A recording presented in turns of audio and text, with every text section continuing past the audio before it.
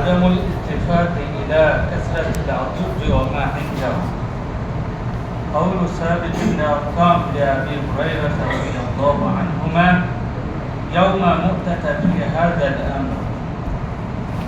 عن أبي هريرة رضي الله عنه قال: شهدت مؤتة فلما دنا منا المشركون رأينا ما لا قبل لأحد به من العدة والسلاح والقراع والدباج والحديد والذهب فبرق بصري، فقال لي ثابت بن أرقم رضي الله عنه: يا أبا هريرة كأنك ترى جموعا كثيرة. قلت: نعم. قال: إنك لم تشهد بدرا معنا، إنا لم ننصر بالكسرة.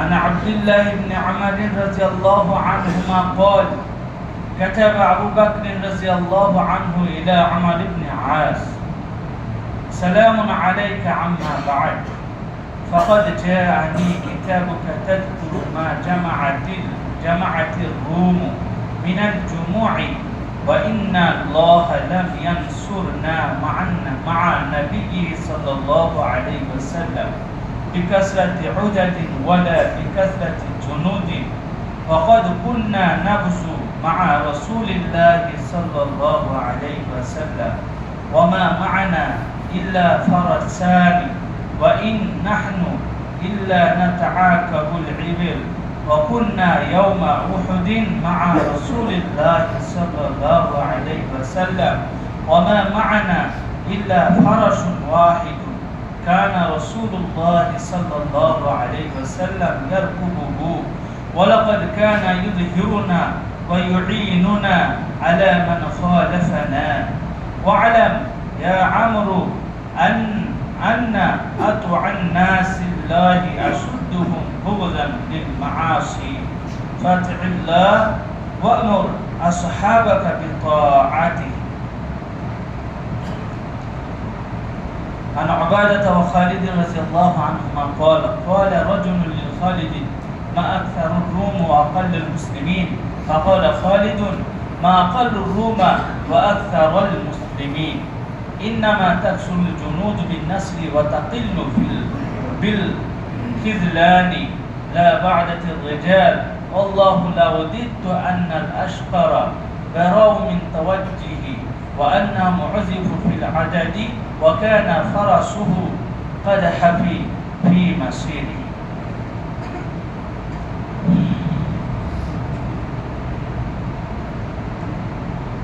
भाई मोहतरम बुजुर्गों दोस्तों,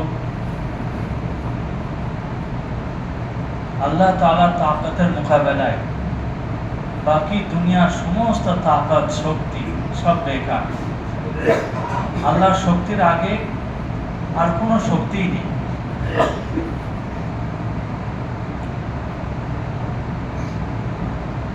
আজ পুরো দুনিয়ার তাওয়াজ্জু দুনিয়ার দিকে, দুনিয়ার শক্লের ওপরে, অথচ দুনিয়ার শখের মানে দুনিয়ার যে আকৃতি আছে এই আকৃতির মধ্যে কিছুই রাখা হয়নি।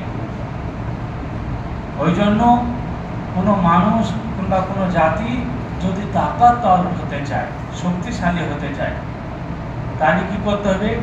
যে আল্লাহ তাআলার সাহায্যের মধ্যে আসতে হবে।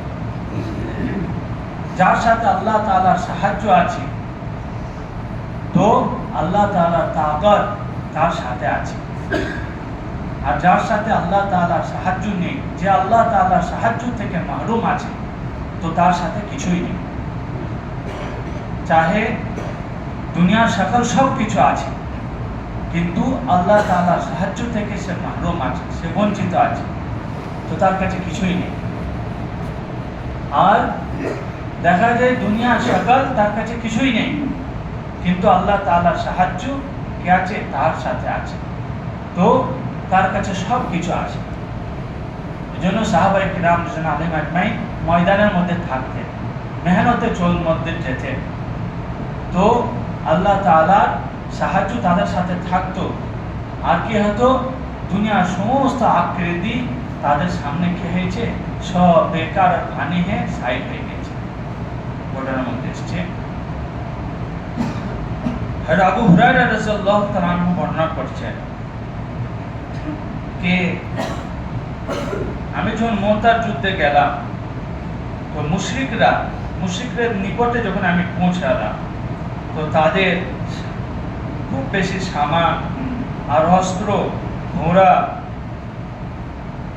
আর হচ্ছে যে সোনা রসম কাপড় দেখে আমি তাকিয়ে থেকে গেলাম।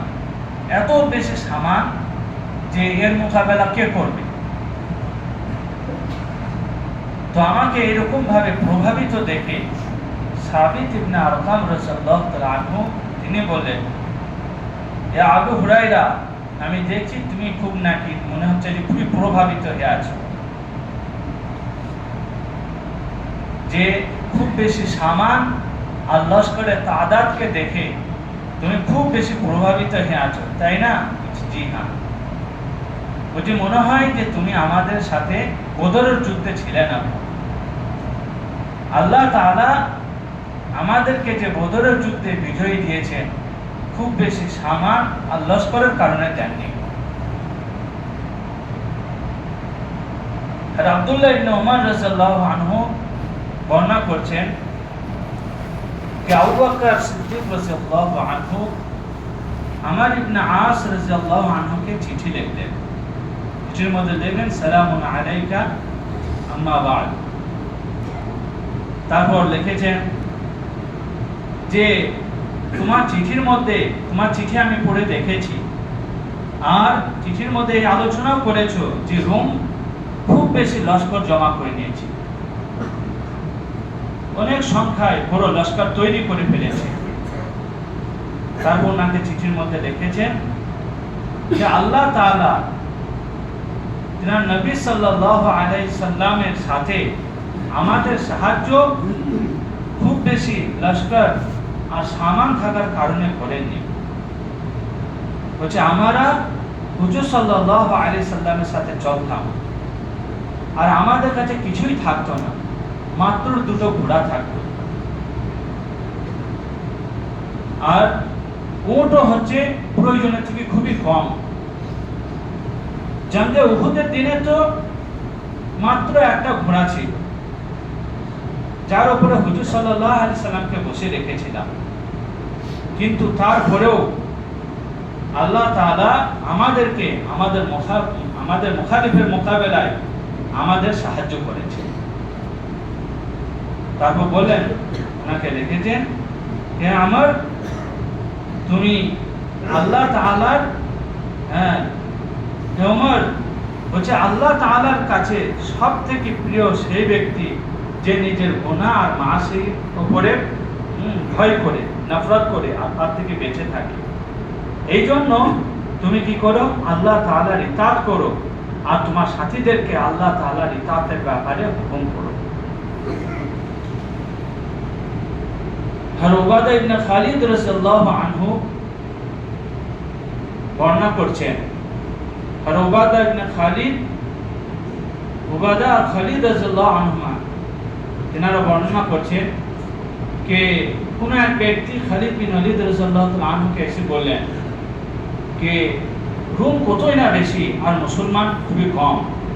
তো তার জবাবে ফটাফট বললেন খালিদ রাদিয়াল্লাহু তাআলা আনহু যে রোম কতই কম আর মুসলমান কতই বেশি। কারণ বলছি যে আল্লাহ তাআলার সাহায্য হাসিল হলো তারাই হলো যে বেশি, আর যারা আল্লাহ তাআলার সাহায্য থেকে বঞ্চিত থাকলো তারা হলো যে কম। তারপর বললেন যে আমার ঘোড়া বড় দূর সফর করে এসছে, যার কারণে তার কোমরে ব্যথা হয়ে গেছে। কাশ আজকে আমার ঘোড়া সহি সালামত থাকতো, খুব ভালো থাকতো, আর রোম কি হতো এর থেকে ডাবল হতো, কারণ এর সাথে মানে জিহাদ করতে আমাকে বড় মজাই আসতো। ভাই মোহতারাম বুজুর্গ দোস্ত, আজ কি হয়ে গেছে যে দুনিয়া বড় কম্পিটিশনের উপরে চলছে, সবাইকে প্রভাবিত করে দিয়েছে, কে দুনিয়ার দিকে আকৃষ্ট করছে, আর মানুষ কি করছে যে দুনিয়ার উপরেই মেহনত করে যাচ্ছে। আর যত মানুষ দুনিয়ার উপরে মেহনত করছে, দুনিয়াবি জিনিসের উপরে মেহনত করছে, আর কি হয়ে যাচ্ছে যে মানুষ আল্লাহ তাআলার সাহায্য থেকে, আল্লাহ তাআলার মাদাদ থেকে আর কি হয়ে গেছে, বঞ্চিত হয়ে যাচ্ছে। আসল হচ্ছে যে আজ মুসলমান ময়দানের মধ্যেই নেই, ময়দানের মধ্যে থাকবে, মেহনতের মধ্যে থাকবে, সিরাত থাকবে, কোরআন হাদিসের নিচেও তাদের সামনে থাকবে, তাহলে বুঝতে পারবে যে বিজয় কিসের মাধ্যমে আছে আর আল্লাহ তাআলার সাহায্য কেমন ভাবে আসবে।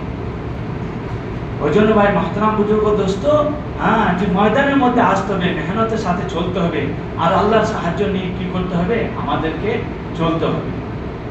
আল্লাহ তাআলা আমাদেরকে আমল করবে।